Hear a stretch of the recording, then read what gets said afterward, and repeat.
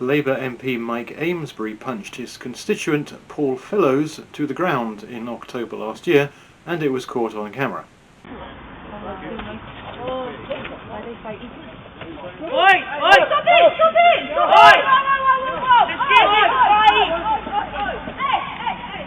And this is another angle.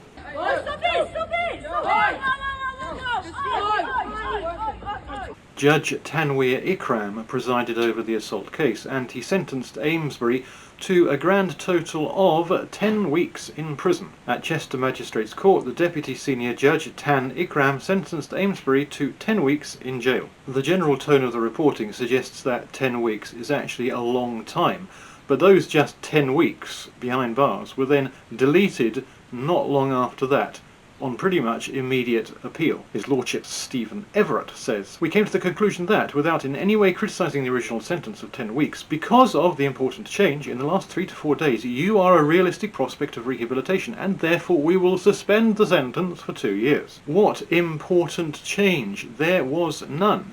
Mike Amesbury, who is a thug, is an establishment thug, and so he had to be released." The original judge, Tanweer Ikram, is a second-generation Pakistani with a questionable past. We had this charming little nutter posting on LinkedIn. "Free, free Palestine to the Israel terrorist." Both in the UK, the US, and of course Israel, you can run, you can bomb, but you cannot hide. Justice will be coming for you. And this post was liked by Tanweer Ikram. He was officially warned for this for bringing the judiciary into disrepute. Judges aren't supposed to identify themselves on social media and so betray their potential biases. The Judicial Conduct Investigations Office said the Lady Chief Justice, with the Lord Chancellor's agreement, has issued Deputy Senior District Judge Tanweer Ikram with a formal warning for misconduct because the judge's actions caused significant reputational damage to the judiciary. Just a few weeks previously, he was presiding over 3 girls who had been displaying pro-Hamas images in London just after the Hamas attack on Israel. Images of paragliders, which is apparently how the Hamas attack happened. They were wearing them on their backs, and they'd got a pole with the same image stuck to it. And they were let off by the same judge, Tanweer Ikram, even though he seemed to acknowledge their support for Hamas. 7 days earlier, Hamas went into Israel with what was described by the media as paragliders. A reasonable person would have seen and read that. I do not find a reasonable person would interpret the image merely as a symbol of freedom. They were at a Palestine rally wearing images of the Hamas method of attack. If they'd been in McDonald's, okay. At a Palestine rally, we can deduce with 100% certainty that they were wearing them in solidarity with the attack.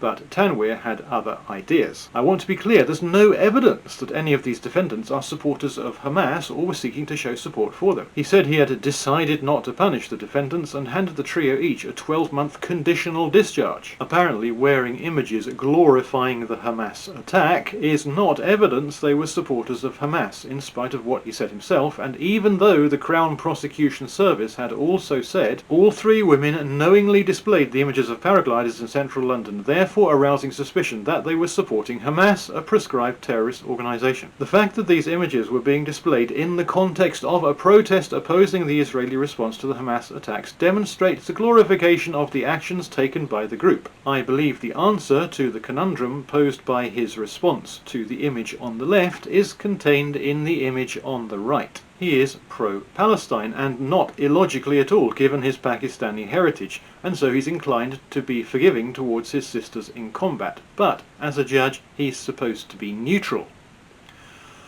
So, Mike Amesbury, nothing, and Hamas supporters, nothing. One Ibrahim Mia was caught on camera throwing missiles in the vicinity of his local mosque during a counter-protest to that Rwandan frog spawn killing those 3 girls in Southport. He was masked, wearing a balaclava, and he was throwing a brick. What do you think happened to him? Well, the headline did rather give it away. Dodges jail.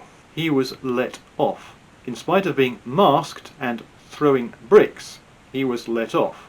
Because he's the right colour and he's a Muslim. I'm not assuming he's a Muslim, he is, because it says so in the article, and you can read it all on these 2 pages if you want. His defence threw up a whole load of exculpatory bunkum, as you'd expect, but not only them. Look at the judge, who was not Tanweer Ikram on this occasion. agonisingly squeeze this balaclavaed, brick-throwing Muslim boy through the tiny narrow crevice of 0 prison time before he was later sentenced to 20 months in prison, suspended for 2 years. I am told of your good character, and you are relatively young. You have a caring role for your brother in illness. You are a hard worker. There was a very limited nature of your involvement compared to everyone else I've sentenced. And he signs off with a hug and a kiss. I hope your progress will be positive and I haven't made the wrong decision. So this is where we are currently. Mike Amesbury, MP, throws multiple punches at constituent, 0 jail time. Hamas supporters display terrorist images, 0 jail time. Ibrahim Mir throws bricks while wearing a balaclava, 0 jail time. What a kind, caring and insightful judiciary we have when dealing with establishment thug MPs, terrorist supporters and Muslim brick throwers. I wonder how that holds up with a bit of demographic shift. Peter Lynch attended a post-Southport rally in July last year with a placard and some insults which you can hear in this clip. Scum! Praying for our children! I pray for my children! I pray for my children! I pray for the shield! There was no more to Peter Lynch's crime than that, or the media would have said so. And they didn't. They said he was caught on camera screaming scum and child killers at officers alongside a mob that had gathered outside the Holiday Inn. There was no more to it than you saw in that video clip. No throwing anything, no punches, no violence, apart from the riot cop hitting him with her riot shield. But I skipped over that first bit there where we're reminded Peter Lynch was locked behind bars for more than 2 years after he was caught on camera screaming scum and child killers at officers, etc. Almost 3 years, in fact, where he committed suicide. Peter Lynch was neither establishment nor a Muslim. He was a gritty working class bloke. So he had to be, to all intents and purposes, murdered. The judge knew full well that he had no coping mechanisms, given his totally blameless past, and he would have had a pretty good idea of exactly what would happen. In the wake, again, of the Rwandan frog-spawn Axel Rudakabarnet stabbing 3 children to death, Lucy Connolly posted this about illegal immigrants on Twitter, about mass deportations and the treacherous government. For posting that, she got 2.5 years in prison. Do you remember David Spring, who attended a Whitehall protest on the same basis of the same Southport stabbing? He was shouting insults at the police and pointing his finger aggressively at them. He also hit no one and threw nothing, and he got a 1.5 year custodial jail sentence.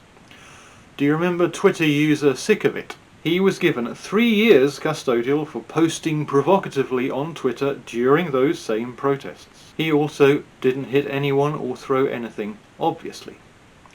So this is where we are. The first 3 threw multiple punches at real people, displayed terrorist images on the actual streets, and threw actual bricks while wearing balaclavas to hide their faces. They all got off scot-free. The other 4 shouted insults at police without hitting anyone or throwing anything, or posted aggressively on social media, and were all given custodial sentences. Of those who got no jail time, 1 was an establishment thug who the establishment wanted to protect, and the other 4 were ethnic minorities, Asian Muslims and Africans, or establishment protected species, in other words.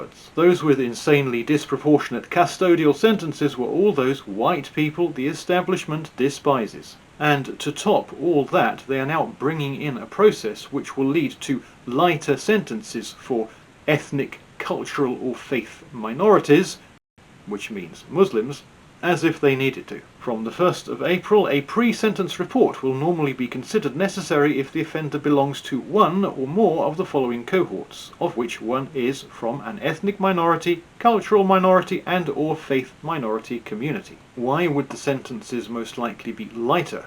Because a pre-sentencing report tells the court about your background, family, education, career, and any responsibilities that you may have. It should provide the court with some understanding as to what led you to commit the offence and how you feel about it now. They will assess your attitude towards the offending behaviour, for example, if you are sorry about it and consider any risk you pose to the public. So the next time Ibrahim Mir throws bricks masked up in his balaclava, the judge will hear what a good little regular mosque attendee he is and how sorry he is and he'll get off.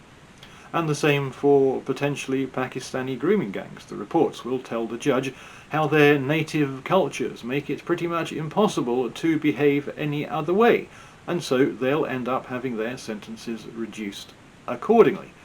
But that won't apply to the native British because they are entirely absent from this list. And the judges will feel virtuous, superior, and crucially super duper intelligent, which is very important for immoral morons. And that's all it's about, and that is exactly how it all looks.